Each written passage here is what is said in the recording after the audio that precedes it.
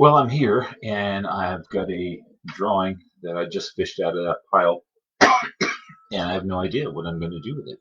So anything could happen, anything at all. Um, Kind of an interesting pose. It's all tucked together, and she looks a little mad. Uh, Good, Stellar's here, so Sissy's here. I'm connected. That's good. Um, yeah, I don't quite know what I want to do. Fix that nostril while I'm thinking. And there we are. Hold on. So I wouldn't necessarily have to do anything to it except it's just not uh, a super special picture. Sissy says I like her pose. I do too, actually. It's There's a lot of ways you can kind of tuck yourself up like that and somehow look all butch. You turn your arm like that or something. But I don't know. She looks uh, kind of sweet anyway, the way she's posed. So botch. Um,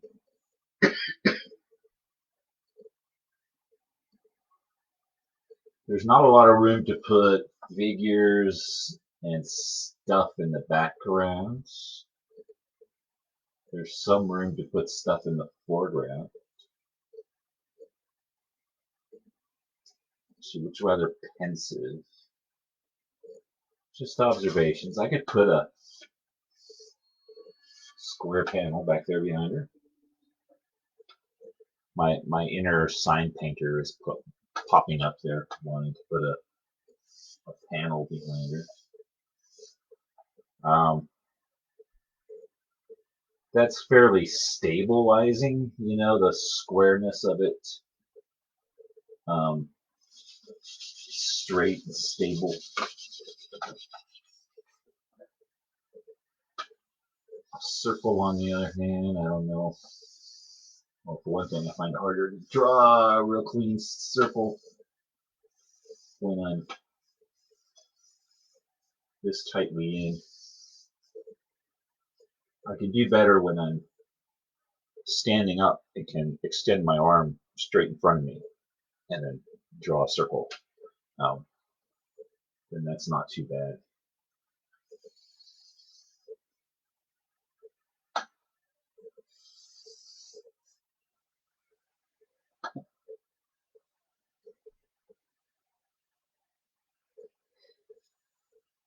Still don't know what it is. It's just a circle. Don't know if it has to be something, but it can. It can be a place to start. Sometimes I like to just throw in shapes or lines or something because they'll make me think something. If you went and put a diagonal line, you might suddenly think a tree or a rock or a rooftop or something. Or a hill in the background, um, and it just kind of make you start, give you a start. But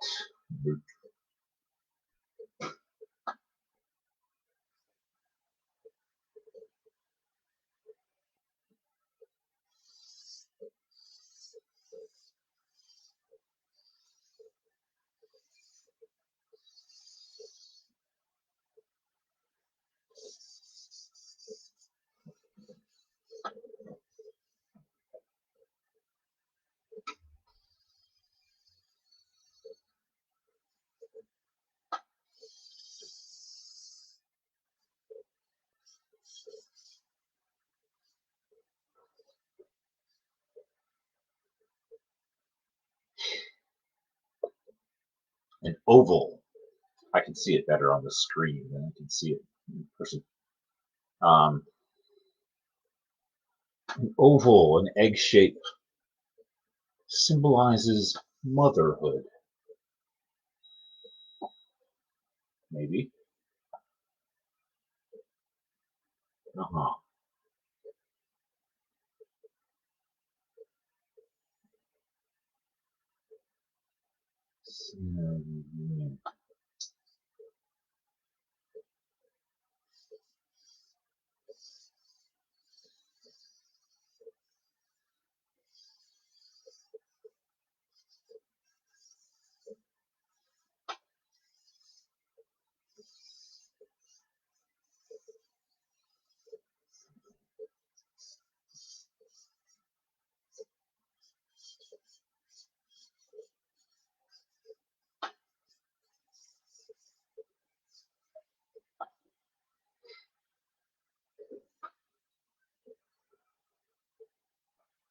Yeah, and I don't know. I don't know. I was asleep um, with the cat just a couple minutes ago. I was dozing with the cat. He was very happy.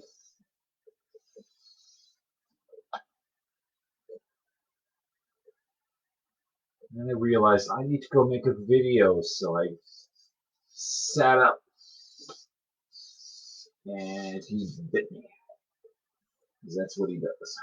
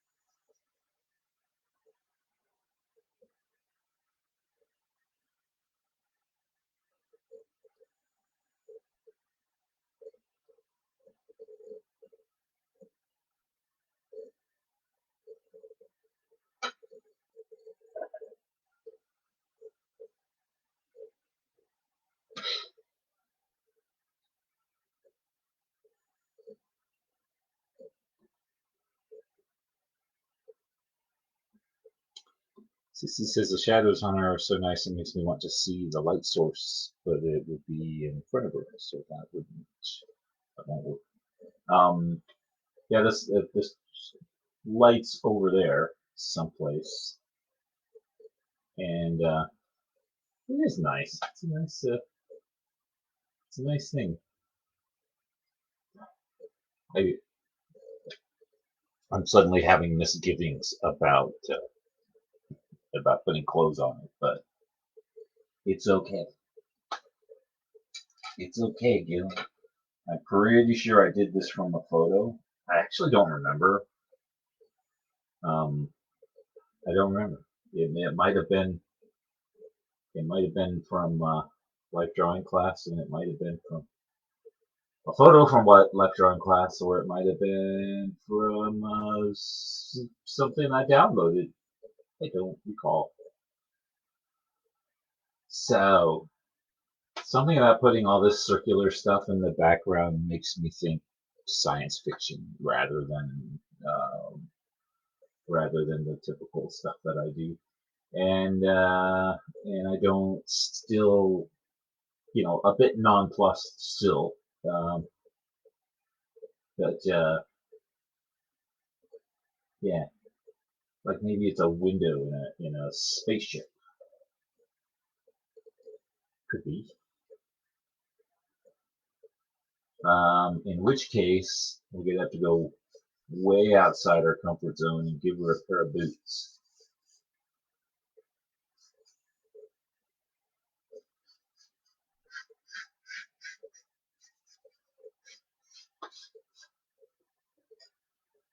Really out of the box here.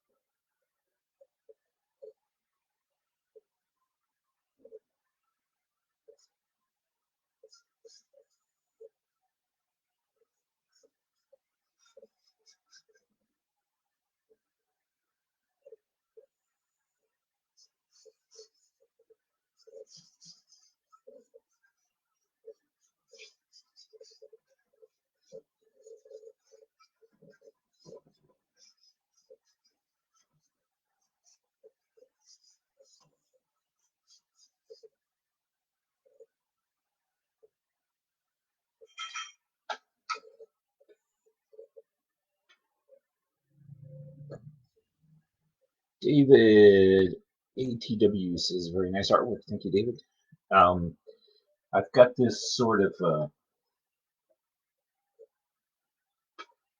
when I think of an astronaut, I don't think of NASA. When I think of somebody in outer space, I think of the old pulp magazines, and there's just sort of a design of this tight-fitting spacesuit with some mysterious stuff on it,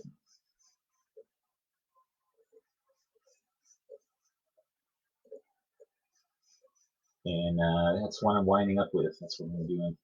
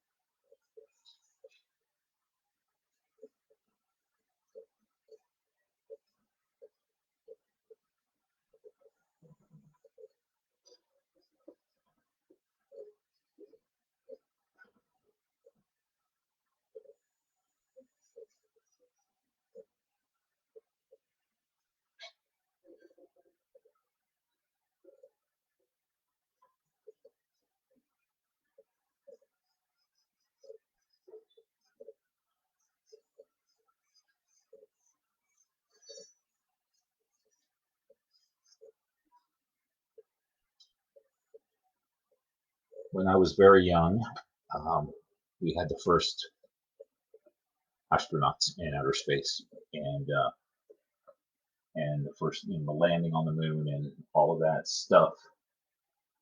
And I remember watching them and looking very closely at the astronauts jumping around on the moon. And I said, "Where's the guns? I don't see the guns." And my brother said, "They're not wearing. They didn't bring any guns." And I was very disappointed. How can they be astronauts? How can they be spacemen and not bring any laser pistols with them? It's just wrong. They didn't do it right.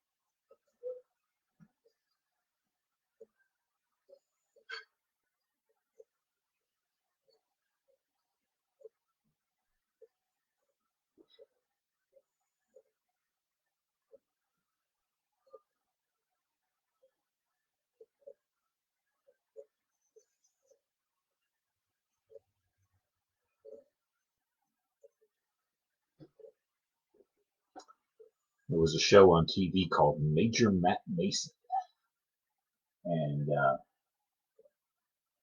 I don't know if they actually created the show just to have a really cool line of toys, but they had a very cool line of toys. And I, in fact, never saw the show, not one episode. But but I had some toys. I don't know why I had the toys. I don't know who gave them to me or where they came from, but I had some really cool toys. Nor do I know what happened to said really cool toys. Time went on.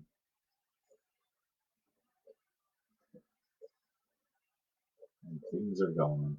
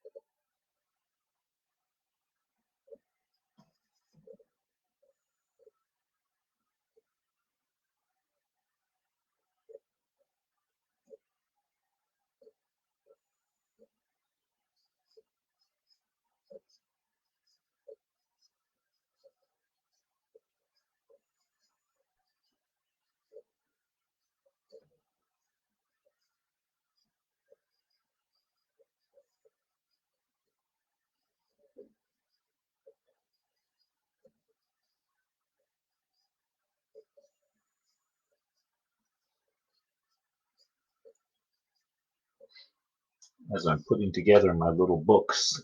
Um, Scott says, "What did I miss again?" Damn it, Scott! You're just gonna have to show up on time. I'm sorry. That's just all there is to it.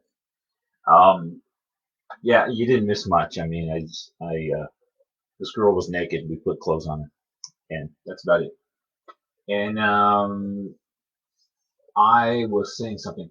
I've been working on my books, and for my books, I'm separating each one into similar categories like sword and sorcery, uh, science fiction, and um, and then I had projects I did a couple years ago. I did the March of Robots, drew a robot a day for the month of March, and then I followed that immediately with Mermaid, um, Mermaid a day, and then Junicorn, and so I did those, and that left me with a big stack of artwork, and that was a really cool project to do. I should have been doing it every year since then, but I haven't. But I still was thinking there's plenty of material there to make a book of each one, and I was right insofar as I was visualizing my coloring books, and I had already come to the conclusion that my any future books are only going to have 20 pages. That's 10 sheets of paper folded in half, and there's an image on one side of the coloring book. So there's only got to be 20 pieces of artwork in the coloring book. There were 27 in the previous version. So having done, 30 mermaids, 30 unicorns, 30 robots, um, I could pick the 20 best of those, except that's not true because in these other books, I'm not doing a piece of art and a blank page. I'm doing stuff on both sides. So with 10 sheets of paper plus a cover, I've got to create material for 44 pages. And so I'm short by 14 on all those projects. So that is one of those things that's obvious to somebody who thinks in terms of books, but I don't. And so, I kind of got there um, and just went, oh crap. The more I thought about it, as a matter of fact, it was giving me so much trouble visualizing it that I just took some paper and folded it in half and wrote front cover, back cover, and all the page numbers on it, just so I could visualize, so I could open it up and go, okay, what are page 22, 26, and 27 going to look like? On what side is the 26 on, and stuff like that, just in case I'm doing a layout that needs to be visually attractive, on that page spread. Um, because I was giving myself a headache just trying to mentally visualize it in my mind. So there's a thing. That's a thing I'm learning. It's different from the coloring books. The coloring books were comparatively easy because, like I said, I only wanted because people were going to be coloring them, and and they might be using markers and stuff like that. And so I only wanted artwork on one side. Well, these are art books. They're not going to be coloring on them. I suppose they could, but it's not the idea. And so so it's going to have stuff on both sides. And it'll have more writings. Some of the ramblings that I've done on Facebook, I'll go ahead and include in there, and things like that, little explanations. Um, but concept of these books, for those of you who haven't heard me talk about it before, people have said before they really enjoy what I do on Facebook and they would buy a book of that kind of thing. And, they want, and they actually want the process stuff. They want to see the before and after and some of the decisions that I made and that kind of thing. Um, so, I don't have a lot of material to take you through, in a book, like how the pencil moves or things like that. I mean, there's not a lot there to talk about, but you can just show like the new drawing from like drawing class, and then some ways that I changed my mind. As I didn't like that arm in that position, so I've moved it like this. Just show those, and then the progression until you get to where it's finished. So doing that and including all of those, even trimming it down with where I'm not showing like absolutely every step, just the highlights.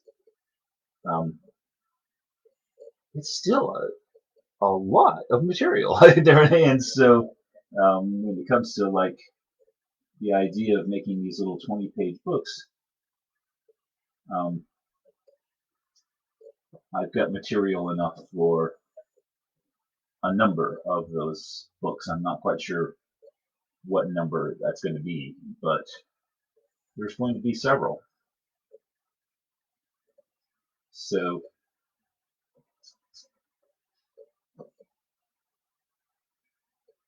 we'll do one and see how well it works.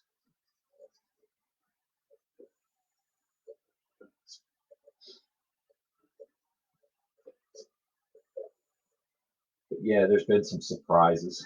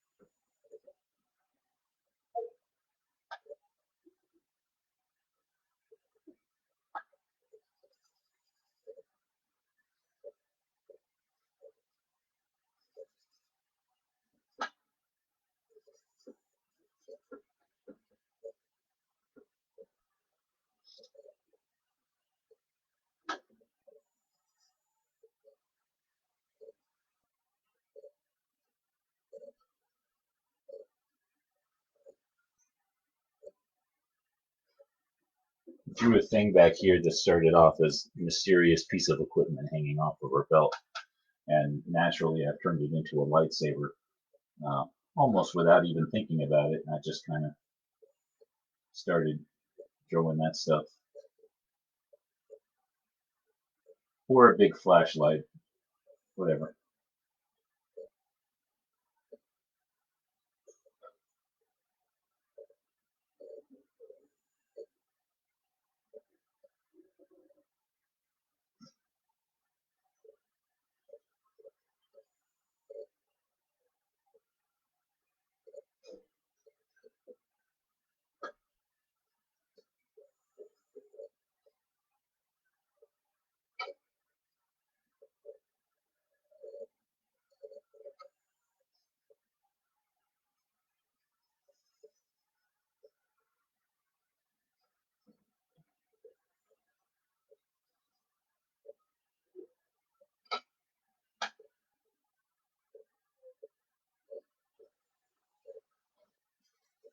there was somebody in involved in NASA in some way. I don't know. I just read an article, and there was, Joe Schmo that you never heard of has this to say. Um, but he was saying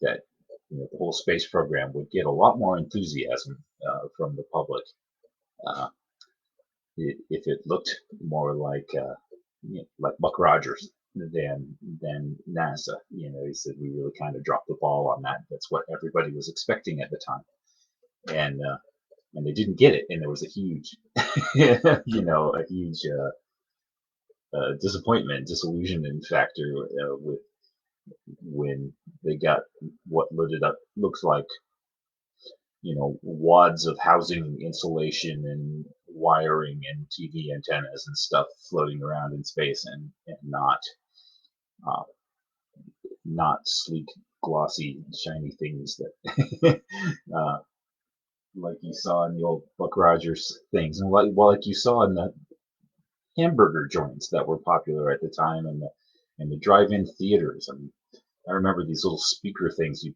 pull up, and there was a post. You park the car and you reach out and put the speaker and hang it on the window of your car.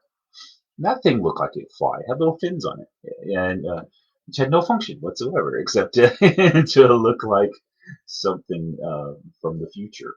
And and then the space program looked nothing like that. And his theory was that we were all very let down by that. I mean, we were definitely all let down by that. And there was just a long uh, slow disillusionment with the public. I've got a question here. Scott asked, "Are you a fan of any particular pulp artists? I know Virgil Finley and Margaret Brundage." Um, okay, there's a guy named Rafael de Soto. I think I've got that right, and and there are a couple others like that.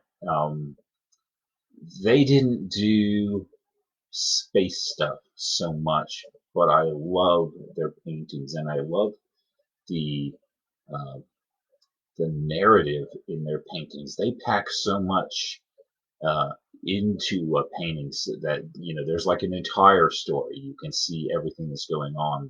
This guy is holding this person prisoner, and he's pointing a gun, at that person who doesn't know what's going on, but somebody else is sneaking up behind them and going to whack them in the head. And there's just you see this whole triangle of action going on that makes a very suspenseful story. So they did uh, they were more like mystery and action, police stories and stuff like that. But as far as the quality of the artwork, those guys were at the very very top. But yeah, Virgil Finley is by and large famous for his black and white work. Um, I did no, a, a head full of names off the top. Um, when I was very small, though, and the reason I don't have a bunch of names is because I didn't see that stuff when I was little. The pulp magazines and stuff. I was exposed to that much later in life, mostly through retro stuff like websites and books that look back on that sort of thing. I saw, actually saw very few of those magazines ever in the bookstore or anything like that. But when I was little, um, there were just buildings that looked like they could fly. I was talking about the speaker at the drive-in. You go to the bowling alley, and the machinery for retrieving the ball, and the Coke machine and everything. I mean, everything was streamlined modern, mid-century streamlined modern, and I remembered that from my childhood. And then by the later 60s and early 70s, when I was more cognizant, of the world, um, all of that had just rapidly gone out of fashion and disappeared, and things have been torn down. And so, to the extent that I almost thought I dreamed the whole thing, you know.